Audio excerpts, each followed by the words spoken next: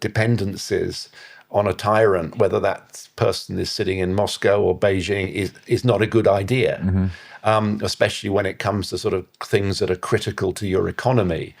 And it sometimes concerns me that we have, and we're seeing now with the new British government, Keir Starmer meeting Xi Jinping, that the government believes that you can separate, on the one hand, concerns over human rights and security, where, to quote him, he wants to be frank, although we haven't seen much of that, from the economic side of things, a belief that China is an important economy, as indeed it is, and there are economic benefits to be had by engaging economically with China. I mean, the problem with that approach is it's not one that Beijing recognizes.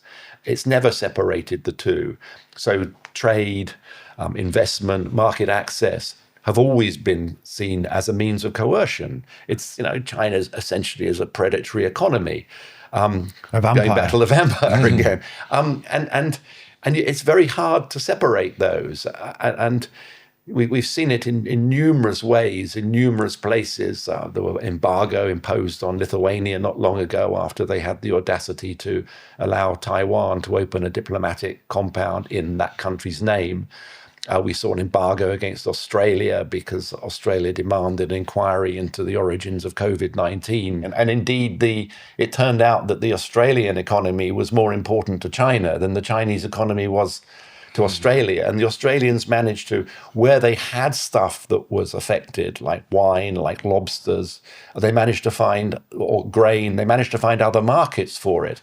And in fact, the wine and lobster was increasingly smuggled through Hong Kong, which returned to its roots as a sort of smuggling center.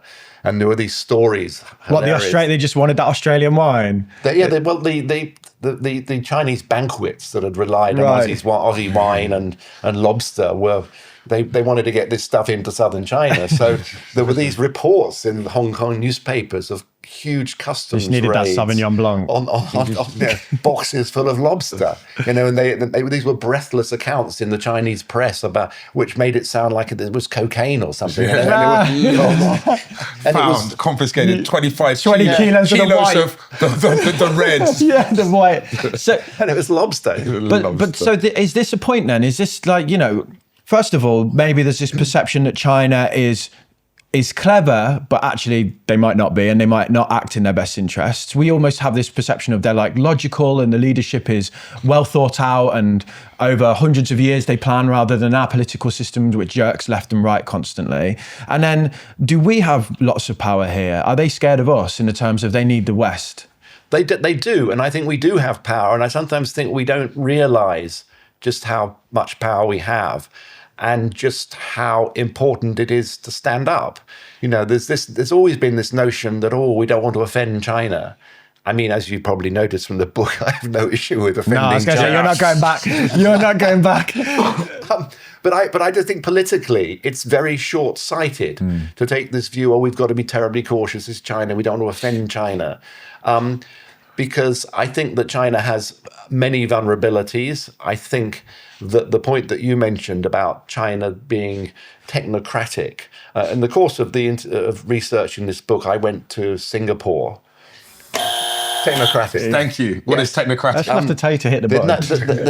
The notion that you have these experts and you have this long-term vision and you can plan and you can calculate in a way that's not available for pesky democracies who are on 5-year cycles and have to think short-term. And during this was always this notion that China, and this has been cultivated by Chinese leaders, we've got this expertise where we promote on the basis of who knows best.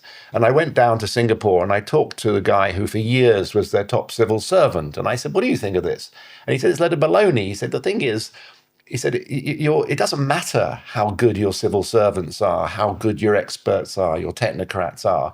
If you've got someone up the top that's not listening or thinks that his or her views are the only views that matter, then there's a sense that people will then be afraid of telling them something which goes against their views. And you literally tell the emperor what they want to hear. And in fact, this notion, and we're seeing it more recently with Xi Jinping's move more towards control, towards security, even at the expense of the economy, and the sense that there are a lot of experts, a lot of very good economists in China who believe they know how the economy needs to be changed, how the focus needs to be moved. But that's not happening because it would challenge Xi Jinping's notion of control and security. And that's how he's maybe similar to Putin in the sense of the most important thing is the power, maintaining a small circle. Like he wants to control everything rather than what's best for the country, it's what's best for the CCP. I think that's what's driven so-called reform and opening from the beginning when it was kicked off by Deng Xiaoping, the principal leader from 1978. I think it's always been about the survival of the party. And when you look at the changes in openness and closing of the economy, it's all about the survival of the party. The party is a remarkable beast. I mean, it has survived, often against the odds. But that's always been the principal driver of change in China, and it continues to be. I hope you enjoyed that. It was a clip from our episode with journalist Ian Williams about the economy of China. To watch the full episode, click right here. What? The economy of China.